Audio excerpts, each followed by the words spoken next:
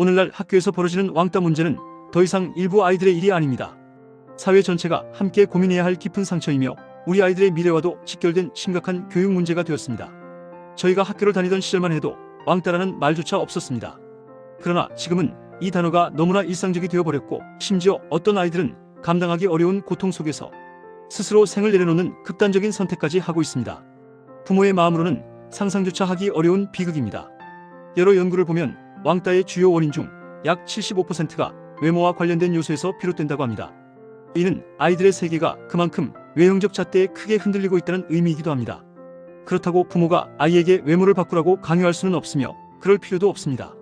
타고난 외모는 결코 아이의 잘못이 아니며, 누군가가 그 이유로 아이를 괴롭힌다면 그것은 가해자의 폭력이지 결코 피해자의 책임이 아닙니다. 그럼에도 부모가 아이에게 가르쳐야 할 자기관리는 분명 존재합니다. 그것은 외모를 꾸미라는 압박이 아니라 자신을 존중하는 태도를 길러주는 과정입니다. 부모가 아이에게 알려줄 수 있는 가장 중요한 세 가지는 다음과 같습니다. 첫째, 자신감과 자존감입니다. 자신의 가치를 스스로 인정하고 존중하는 아이는 함부로 흔들리지 않습니다. 누군가의 비난에 쉽게 무너지지 않고 괴롭힘 앞에서도 스스로를 보호하려는 힘을 갖게 됩니다. 자존감은 이야기로만 채워지지 않습니다. 부모가 아이에게 너는 소중하다는 메시지를 일상에서 꾸준히 보여줄 때 아이는 비로소 자신을 있는 그대로 사랑하는 법을 배웁니다. 둘째, 건강한 생활 습관과 체중 관리입니다. 아이의 신체 건강은 그 자체로 중요한 요소일 뿐 아니라 아이의 자신감을 높이는 데도 큰 역할을 합니다.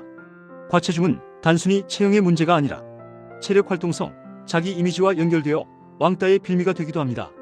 절대 외모 지적이 아니라 아이가 건강하게 성장할 수 있도록 부모가 생활 습관을 함께 다듬어주는 과정이 중요합니다. 이는 아이에게 몸을 돌보는 것은 자신을 사랑하는 한 방법이라는 사실, 자연스럽게 알려주는 교육이기도 합니다. 셋째, 청결하고 단정한 외모 관리 습관입니다.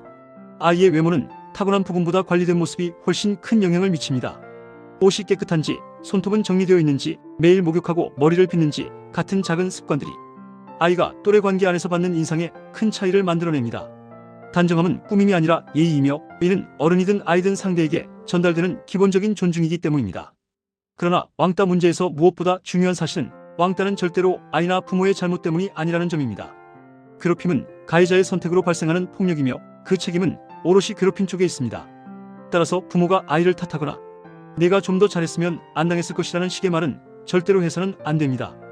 아이의 상처에 상처를 더 씹히는 일일 뿐입니다.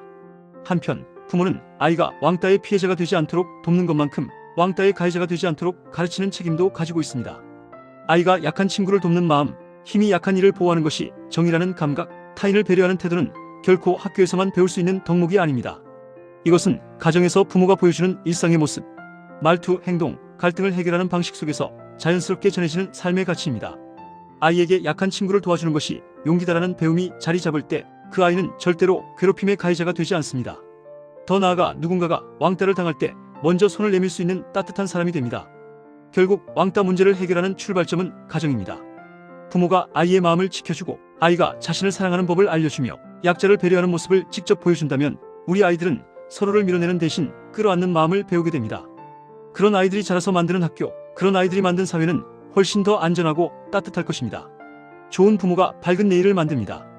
우리의 작은 관심과 실천이 아이들의 세상을 바꿉니다.